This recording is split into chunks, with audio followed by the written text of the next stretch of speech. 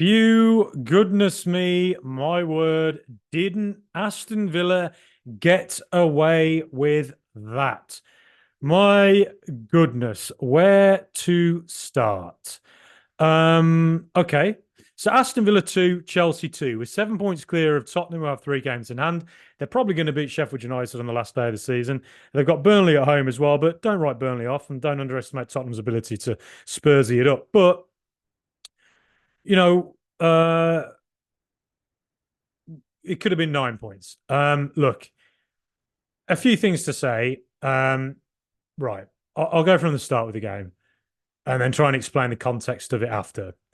Started the game exactly how we had to. They're just on the tail end of losing semi-final in the FA Cup, all they're really playing for now. They've just been absolutely hammered 5-0 in a local derby in Arsenal. So how do we start the game? You start fast, you go at them, you target their weak points, which was playing Chalobah at right back because they haven't, they're missing Malagusto. Thank Christ he wasn't there tonight. And they're missing Reece James as well. Thank God he wasn't there either. Playing Chalobah, who's a very good player, but it's not his natural position outright. And then Cucurella out left. I think you'd say that's where Bailey could target. And to be honest, Bailey, it looked like in the first 10 minutes that Cucurella was in for the night of his life playing Bailey. But weirdly, after the first 10 minutes, that's not what happened. Now, um, I mean, to start with, we start high energy. Um, Clearly look like we're going to just cause mayhem for Chelsea. And then Pau Torres is brilliantly coming forward. I think it's Madueke doesn't cover the space. Luca Dean creeps in, finds that gap between the two. Brilliant run from Dean, brilliant ball from Powell, pulls it back. McGinn should bury it, doesn't, but then it hits Cucurella. So 1-0, great stuff, good start. And you're thinking, right, let's just push on and just kill them. Like they just look like, in the minutes after that as well, they look like they were there to be just destroyed. But we started to sit back. Now I mentioned on the preview show the other day that I said that Arsenal sat a little bit deeper than usual against Chelsea, and I wondered if Villa might do the same thing. It turns out we actually did. And I think part of the reason is because Pochettino teams prefer to play in the transition. When they have to break a team down, they're not always brilliant at it. They prefer to revel in the chaos of the transition, and we weren't going to provide that opportunity to them. And in fairness, for most of the first half, we restricted Chelsea to shots from 30 yards, lots of possession, but shots from 30 yards. But they did have that sneaky chance from Nicholas Jackson when he hit the post. So, we got away with that. And I think, to be quite frank, on the counter, we were pretty poor. I didn't actually think we weren't retaining the ball well enough to actually hurt Chelsea enough on the break. And it was just for one moment towards about the 40th minute mark.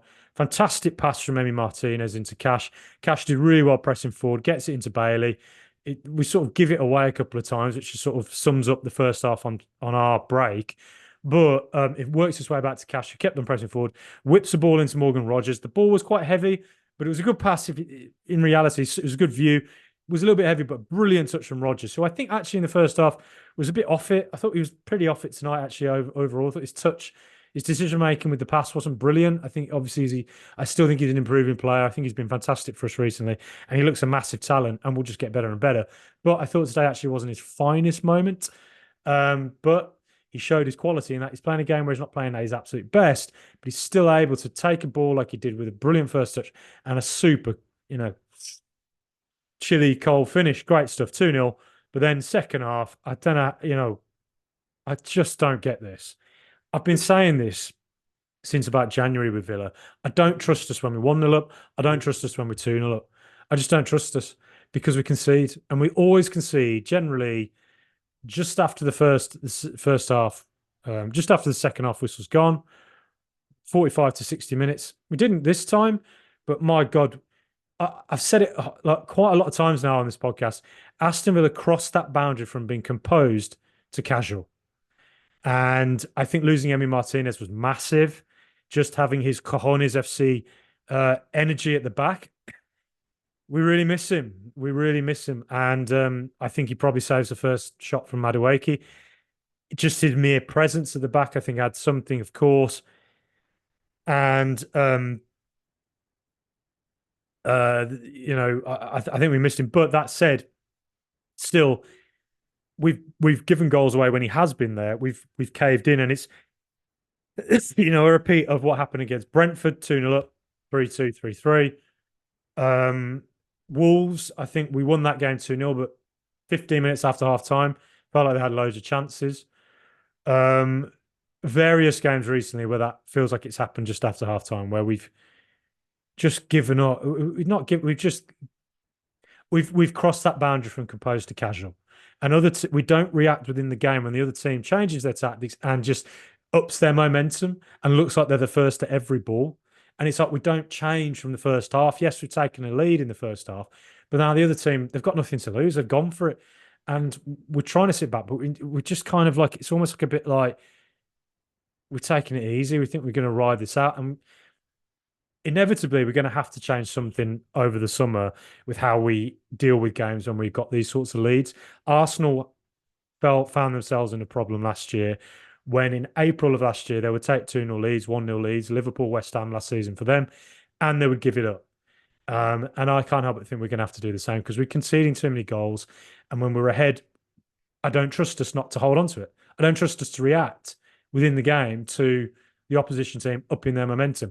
And today was another example of it. And I know Villa have had a lot of injuries, right? Um, and it felt like we might have just ridden out the storm. We might just get through to the end of the season. Now, lo and behold, bloody Emi Martinez does his hamstring and Yuri Tielemans gets injured. And it was, Douglas Luiz is probably his poorest game for a while. He's missed 2 games. Maybe he just felt slightly off the pace, which can happen even just after a couple of weeks. But it was his poorest game, I think, for a while. And Kamara's injured, so we're sending on Timur Obenham, who had 1 or 2 good moments, but he's not that presence in the middle that you need in a game where the other team are just hammering at the door. Um, he hasn't quite got that experience yet, I think, to deal with it to a elite level, is what I would say. And I just felt that in the second half, overall, if we're trying to play on the counter, you got to hold the ball better than we did, and we just didn't hold it at all. Second to every ball. Now, the first goal we conceded, that is exactly what I'm talking about. From composed to casual, why we had to just, Louise's touch was poor. I know that we like to play like this at the back, but sometimes you just think like, just Christ, lads, just belt it. I mean, just do it. Like they've surrounded us. I mean, most of the time we're brilliant at getting out of those situations, but it just felt at that moment I thought that's a mad goal to concede, and it's a very put them in the game. I think Martinez might have saved that Madueke shot, but regardless, we gave him a chance to put it away, and he did.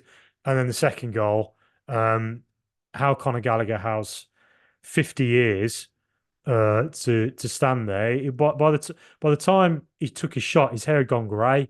That's how long he had it for. He's old enough to his hair to have gone grey. He's at the end of his football career now. Buries it, and it's just drive me crazy that it just obviously an adjustment has to be made because it's definitely a pattern that's emerging. It's not an exception to the rule. It's a pattern, and you know this season if we get top 4, brilliant, amazing. But next season, if we want to retain those sorts of standards, we can't keep playing games where we're doing this all the time. Conceding too many goals is just what I would say. If we want to maintain an elite level, and Arsenal adjusted last summer, we may have to do the same this summer to figure out why.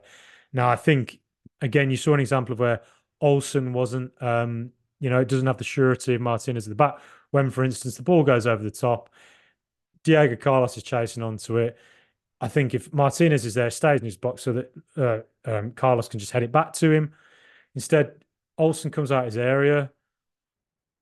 Carlos panics, and then my God, we got away with that, didn't we? I mean, fair play to Olsen to saving it from Cole Palmer, but I mean, we never should have got into that scenario, and we wouldn't have done if Olsen had stayed in the area. So Diego Carlos could have headed it back to him, and then my God, we got away with that with the third goal, the Chelsea goal. You would have said they deserved it if they'd got it, but at the same time, it was definitely a foul. As soon as it happened, I thought I didn't understand why the referee didn't blow up, and I actually thought there were 1 or 2 examples tonight. Maybe perhaps a Morgan Rogers, a couple of moments where I thought there were fouls where he played on, and I thought I don't know why is he let that go. But aside from that, I think, Chelsea will feel aggrieved to not have pulled it all the way back. I think what we were doing was it was kind of old school Emery ball. It was the Emery ball I associate with Valencia. Um, you've got to mitigate that Chelsea have played far fewer games this season than Villa. That said, their bench was very weak today. They didn't have players on it. They were missing loads of key players: Enzo Fernandez, Raheem Sterling, Carney Chukwuemeka, Malagusto. You know, they're missing a lot of players. But yes, they probably have that extra reserve of energy that we probably don't quite have at the moment, having played the volume of games we have. We've got Olympiacos on Thursday. I think what Uno wanted to do was get that early lead and then just conserve the lead, see and just win the game, playing on the counter. And, with Morgan Rogers' goal going to 2-0, you're thinking that's probably what's going to do it for us. And it's worked perfectly. But I never felt comfortable. I always just thought Chelsea are going to find a way back into this. And then they did, particularly if they raised momentum in the second half. And so, yeah, I think I understand why we played the way we played. I think you've got to give the mitigation factor of the fact that Villa just we've played so much football this season, and Chelsea haven't. And they're a young squad, so they're going to have extra reserves of energy that we just probably can't quite get to that they can get to at the moment. Um, and it says something about Villa that we've had such a fantastic and amazing couple of weeks, beating a really really difficult Lille team, knocking them out extra time penalties, beating Arsenal amazingly well away from home, beating Bournemouth last week in cruise control, and this week, just about seeing out this game with a draw, but 2-0, it should have been a win. And like I say, there's just been a couple of games since about January where Villa have gone from composed to casual, and we can't seem to deal with a team that ups the momentum. Possibly that's just the volume of games we have, and other teams maybe just have a little extra reserve of energy, like when Tottenham did. They played far fewer games than us as well, and then the second half they got at us, earlier this season. Brentford as well, and Chelsea now. Um, but that said, look, if we're going to play in Europe again next season, we've got to work out a way of dealing with that, and ensuring it doesn't happen. But I, I do wonder if we should have. I do wonder if sitting back as early as we did invited Chelsea to find their feet a bit too quickly. And I wonder if it was a little bit what David Moyes gets criticised for, which is that when I watch West Ham sometimes, I think they take the lead, they've got all the momentum, they could carry on and just keep going, and they definitely get a second. I would say that happened against us when they were 1-0 up a few weeks ago. And then they just take a attacking player off, or they go a bit more defensive shaped and invite the pressure. And so a lot of the time it works for them, but sometimes it's just like I think giving up that momentum maybe is what's cost us going 2 or 3-0 up. But that said, Unai Emery is a manager who's won the Europa League 4 times. He's a manager who gets clubs into the Champions League whilst at the same time going far in Europe. So, he's a man who knows what's going on. He's an absolute genius, Professor Unai. But I just think tonight, I don't know. I wonder if we maybe sat back a little bit early, but, as well, I understand it because, like I say, and I mentioned it the other day, and Arsenal did it last week, Chelsea aren't great at breaking down a team when they sit a bit deeper. Poch teams generally aren't that great at it either. And I think for a lot of the time, actually, Villa did do well to restrict Chelsea, but it just felt second half when that momentum upped. They had the extra energy that we didn't. And I'd say Europe is a big part of that. I'd say the volume of games we've played is a big part of that. Bear in mind that we have not played in Europe for a long, long time. This is a new experience for all of these players, doing the Thursday to Sunday thing. But it is what it is. We just got to keep on going. And Olympiacos on Thursday, then it's Brighton. It just doesn't stop, does it? Champions League is it's tantalizingly close, but we just got to keep going. We can't rely on other teams to beat Tottenham. I think Tottenham have a big win in them. Arsenal, Liverpool, City. I think they're going to win one of them. I really do. So we just got to keep going somehow. And I hope on Thursday we find that extra reserve of energy. It's going to be difficult if Tielemans is injured. If Martinez is out, But just got to do it. That's the way it is. Top teams, they play in Europe and they play in the league, and they find a way of winning. They do it, and it's a new experience. I'm sure it will set us up well for the future. But yeah, frustrating not to win it. It's a draw, but it's, look, 7 points clear of Tottenham now. Over to Tottenham, over to them tomorrow against Arsenal. Fair play to the Villa. Fair play for what they've done for us this season. Up the Professor Unai, up this team, and up the mighty Villa.